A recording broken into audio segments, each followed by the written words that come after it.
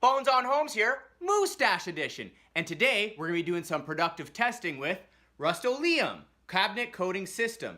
And we're going to take this kitchen island from old wood to modern white. So before you start any project, you should always list the goals you want to achieve, with the most important one being make sure this looks as good as possible, because if not, we should quit while we're ahead. Number 2, making sure this is done in a timely manner and is cost effective, because if not, we should just go on vacation and hire someone to do this. 3rd, safety, which is more so a disclaimer. You're an adult, hurt yourself, I don't care. So inside the box you have step 1, the deglosser, which we lather up on all the wood to get rid of the original finish, which helps step 2, the bond coat, adhere. We apply between 3 and 19 coats of that, and then finally just a protective clear coat at the end. As well in the box is a couple paint sticks, a scrubber, a CD with some soothing music, which is kind of weird, and instructions, and who cares. As you can see, I've already went ahead and taken off the doors and hinges, and what we want to do before we get into the main product is just give it a general clean.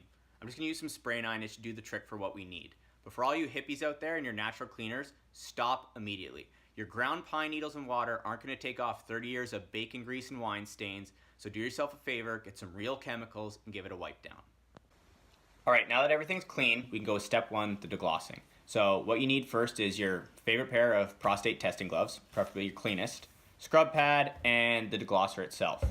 If you're worried about smell, it's not that bad. It kind of smells like a swimming pool, if that swimming pool is full of turpentine and diesel, but I'm not lightheaded yet, so that's kind of boring. But when we're scrubbing the doors, we want to make sure we go with the grain, not your standard wax on, wax off. And you really want to put some effort into this, because the more effort you put, the better the bond coat will adhere. Or it won't. I haven't done this before, so I don't know. So this panel's been deglossed. That's an original to see the difference. You can tell the degloss one's kind of dull, like your friend Karen and her wild personality, but this is the look we're going for. Quick story, last night I'm watching the game having a beer, and you know it goes good with a beer, but a dozen more. So I end up playing some flip cup by myself. I still win, but moral of the story is we have a bunch of these sitting around. Give them a quick rinse, and then put the doors face down first, and it'll be perfect to apply the bond coat. When applying the bond coat, it's important to use a paintbrush and not a roller.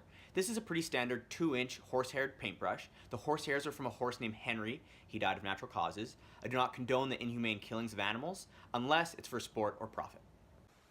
So I just put on the first layer of the bond coat. The first layer is just a light one to get some paint on the wood. Also, in about 2 to 3 hours after this dries, I'm going to add a second coat before I flip the doors. It'll even everything out. As well, some of you may be wondering why I look so good, and that's just genetics. Others might be wondering why I'm wearing dress clothes, and that is a Bones on Home special painting tip. So most people when they paint, they usually just use old clothes that they don't mind getting paint on. That is incorrect. What you want to do is put on your nicest clothes that you definitely don't want to get paint on.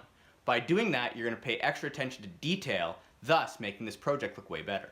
Just a quick comparison for you. You have the one on the left that only has the one coat, whereas the one on the right, I just applied the second coat to it. So as you can see, there's quite a bit of difference between the two, but don't be too discouraged after the first coat. It will get better, unless your painting skills just aren't that good. That might be trouble. Update!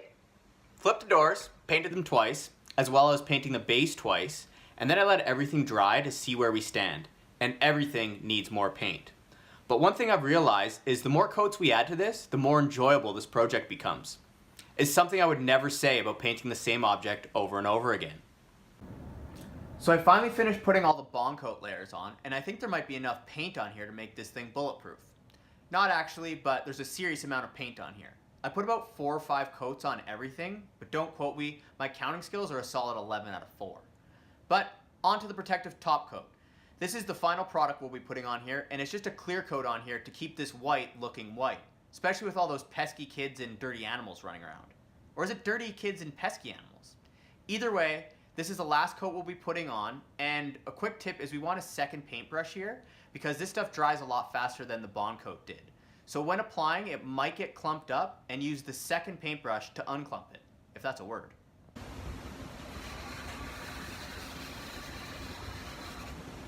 That's nice. Damn, that's a nice island.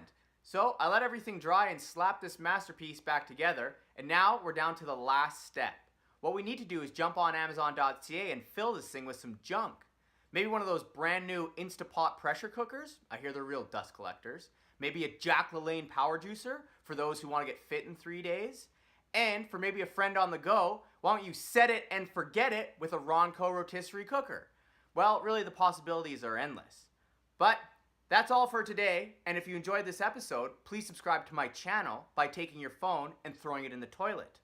Until next time, I'm Bones in someone's home.